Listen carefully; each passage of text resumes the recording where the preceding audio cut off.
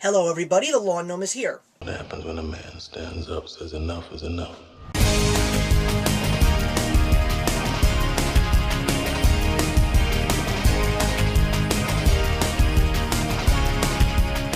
Today we're going to talk about a movie I was very excited to see because of the nature of its content. Since it's actually come out in theaters, starting on Christmas Day, it has been wrapped up in a lot of controversy, especially since the posting of the Oscar nominations. It is Selma, directed by newcomer to the stage, Ava DuVernay. I just want to say that when it comes to movies like these, especially when it comes to talking about famous people in history, I am always very excited to see it. And Selma is no different, especially because of the fact that it takes place in the 1960s, the topic of civil rights, and of course, a very famous figure that I have learned about many years thanks to my knowing of American history, Martin Luther King.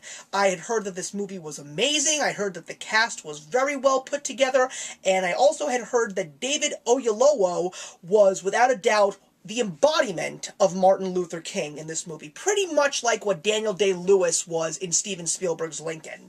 So I saw the movie, and I definitely will agree with a lot of things. I definitely enjoyed the premise of the film. I liked the fact that it wasn't a biopic about Martin Luther King. Rather, it was involving the things that took place in 1964 and 1965 to the point when President Johnson signed an act which allowed the African American people in America to vote as equal citizens. I like the fact that there are other pieces in Dr. King's legacy that were talked about, like the Montgomery bus boycotts. And I also give a ton of credit to the writers because they were not allowed to use Martin Luther King's speeches word for word. So the fact that there were a whole bunch of people in a writer's room that had to put their heads together to make speeches for Dr. King in this movie that were not accurate word for word, but just as impactful as the original speeches were. And they did a pretty damn good job. And when you want to talk about David Oyelowo giving those speeches in front of these people in that film, that you could not sit in your chair and say, I am not moved by this. It made me feel like I was watching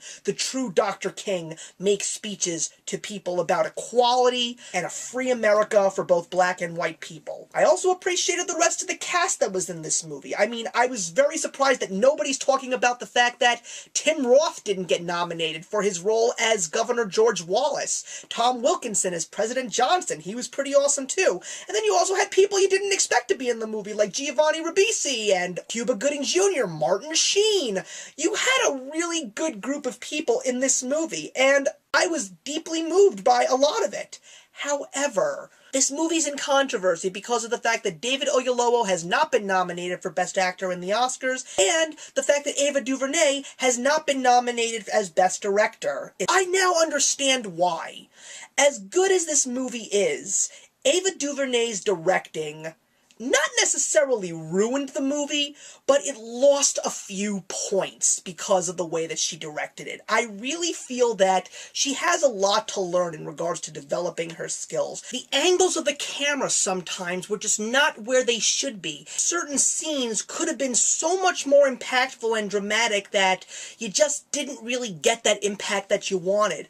I also feel that the acting was really over the top, like it kind of felt glorified in a sense. And that's one of the main reasons why I'm not surprised that David Oyelowo has not been nominated as Dr. King. It's not his fault because he did what he had to do. And like I said, when you see him making those speeches, you believe it. You want to get up and you want to cheer glory hallelujah, for crying out loud. But in those quiet moments, in those private moments, when he's with his cohorts, when he's with his wife, it still feels like he's standing there and giving a speech.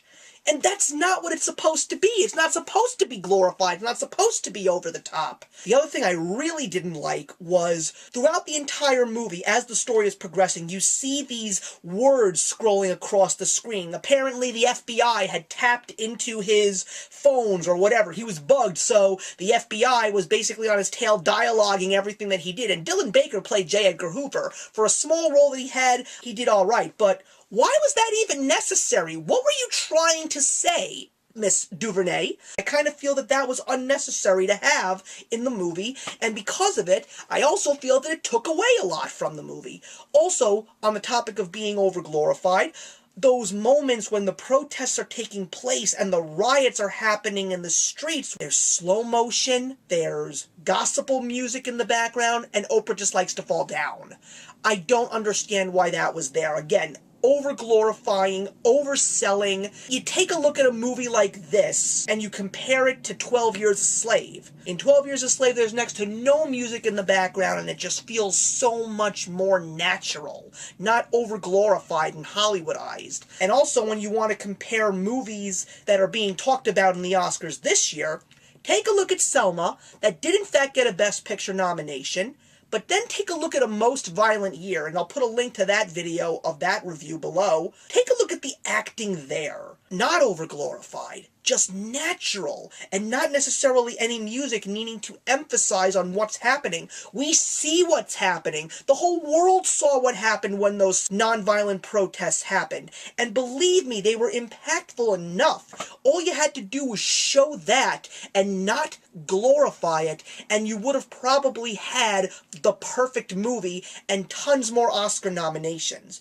Was it a bad movie? Again, absolutely not. I did enjoy the movie. I'm glad I saw the movie, and I suggest that everybody go see this movie because it's historic. It's important. I'm giving it 3 out of 4. Put your comments in the box below. Let me know if you agree or disagree, and I'll see you in the next one. Actions speak louder than words.